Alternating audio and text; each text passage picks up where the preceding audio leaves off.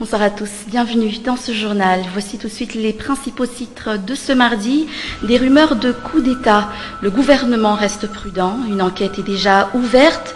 Entre-temps, une perquisition a eu lieu cet après-midi aux 67 hectares. Une intervention fondée sur un soupçon de trafic d'armes.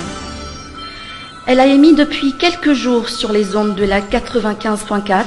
La radio MBS est aujourd'hui sommée d'arrêter d'émettre, une sommation ignorée par ses premiers responsables qui annoncent vouloir continuer. Le ministère d'État en charge de l'aménagement du territoire procède à une nouvelle démolition du côté d'Ankadmaok, maisons d'habitation, lieux de travail. Ils sont une dizaine de maisons à être démolies.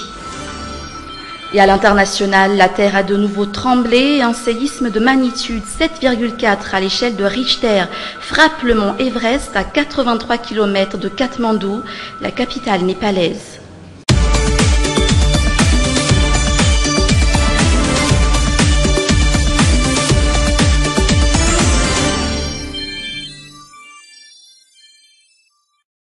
Frayeur cet après-midi du côté des 67 hectares, des éléments des forces de l'ordre ont été vus cagoulés et armés, comme vous le voyez sur les images.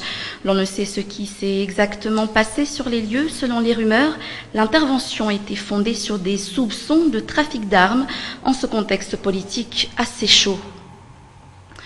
Psychose de coup d'État. Récemment, des rumeurs sur une tentative de prise des locaux de la RNM et TVM a emmené les autorités à sécuriser le grand bâtiment d'Anous. Mais qui sont derrière ces rumeurs de coup d'État? Le projet existe-t-il vraiment? Nous avons posé les questions au ministère de la Défense. Élément de réponse dans ce reportage signé Touvra Kutunjavoun sur les images de Nzaran Djiansou. Un ministre de la Défense serein? Le général Dominique Rakoudzav l'est encore après avoir participé à une réunion avec les députés, malgré les rumeurs de coup d'État qui circulent depuis un certain temps. Il se pose lui aussi des questions sur le droit de réunion des militaires. Jusqu'ici, aucune affirmation sur un quelconque coup d'État. Ce ne sont que des rumeurs qui se sont propagées suite à la réunion des forces de l'ordre. Du côté des gendarmes, le commandement de la circonscription régionale d'Analamang rejette également l'existence d'un projet de coup d'État au sein de l'armée. Un rejet pourtant nuancé par des enquêtes déjà ouvertes, selon les explications.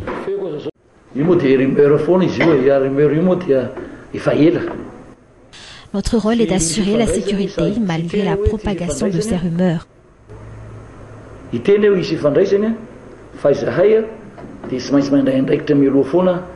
Un projet de coup d'État, jusque-là, aucune preuve n'a été rassemblée pour le confirmer. Récemment, une psychose de coup d'État en haut lieu emmène les autorités à sécuriser les locaux de la radio et de la télévision nationale. Et on passe à un tout autre sujet. Le débat sur le bulletin unique version HVM débarque à Tsimbazaz. Rappelez-vous, c'est un bulletin qui ne comporte ni nom ni photo du candidat. Selon les députés, ils n'ont été aucunement consultés au sujet de cette nouvelle version du bulletin unique qui pourrait cependant entacher l'image du processus électoral à Madagascar. C'est un reportage signé Touvra Kutunjavoun. La préparation des communales du 31 juillet revient encore à la Commission électorale nationale indépendante pour la transition, décide l'exécutif. Une décision réaffirmée par Yves Rakoudvaou le week-end dernier en marge de la célébration de la Journée de l'Europe. Une attitude fortement contestée par les législateurs.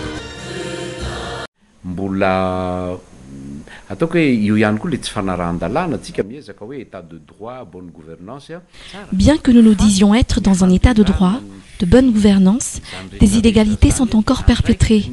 Pour ce qui est de la préparation des élections, cela revient à la CENIT. Je ne vois pas en quoi le gouvernement serait concerné par la préparation du bulletin unique. Nous demandons aux acteurs politiques de revenir à la version initiale de ce bulletin.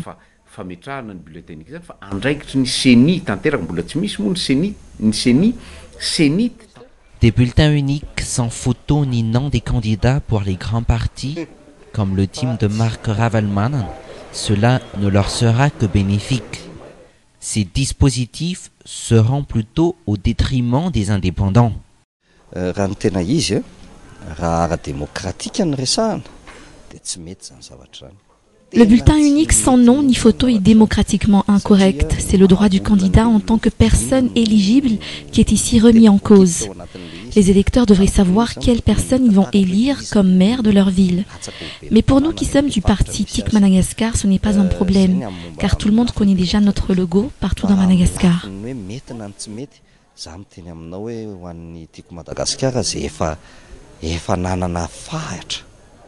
Des élections communales préparées dans la précipitation, celle du 31 juillet prochain le sont sûrement aux yeux des observateurs de la vie publique.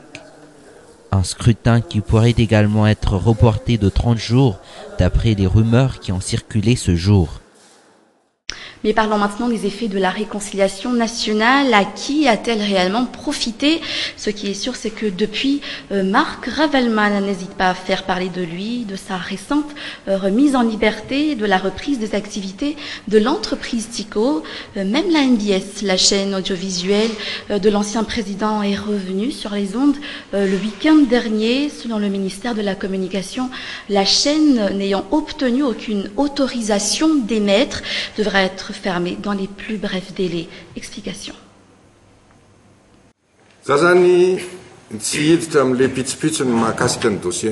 Je n'entrerai pas dans les détails du dossier MBS. Ce que je peux vous dire, c'est que le ministère a envoyé une lettre aux responsables de la chaîne leur informant du retrait de la licence délivrée auparavant à la MBS et les sommant de cesser les émissions actuellement diffusées. Ceci est un avertissement verbal. Vous n'avez pas obtenu d'autorisation légale d'émettre. Arrêtez avant que le ministère ne prenne d'autres mesures.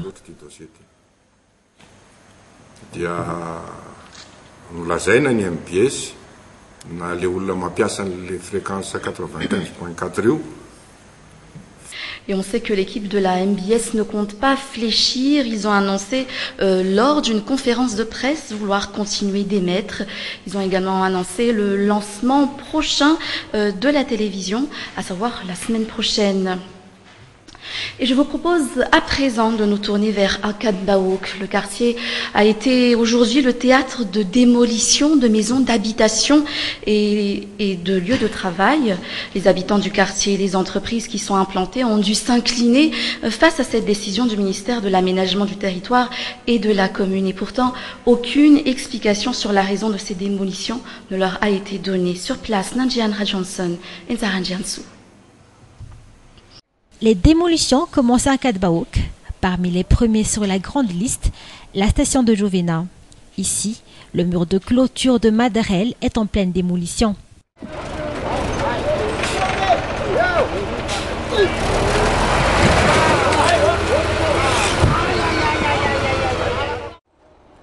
Les constructions de la société Philatex figurent parmi celles qui seront détruites. Les constructions se trouvant sur les deux côtés de cette route seront tous bientôt démolies. Des constructions ayant pourtant une autorisation du ministère de l'Aménagement du Territoire. Aucun répit, ces maisons auront chacun leur tour de démolition. Les propriétaires, eux, de leur côté, perplexes et confus face à la situation. Ces derniers qui jusqu'ici n'ont pas eu des explications adéquates face à ces démolitions.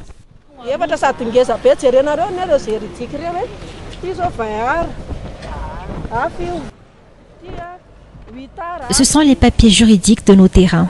Selon les intervenants, on a exproprié nos terrains pour la construction de cette route. Jusqu'ici pourtant, on n'a pas reçu les dédommagements du gouvernement.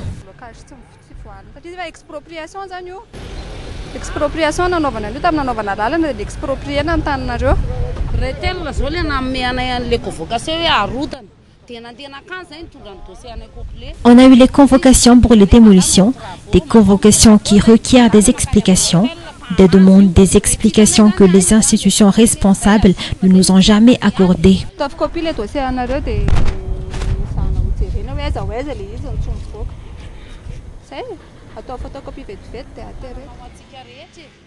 Jusqu'ici, tous sont prêts à déménager des lieux après explications et dédommagements.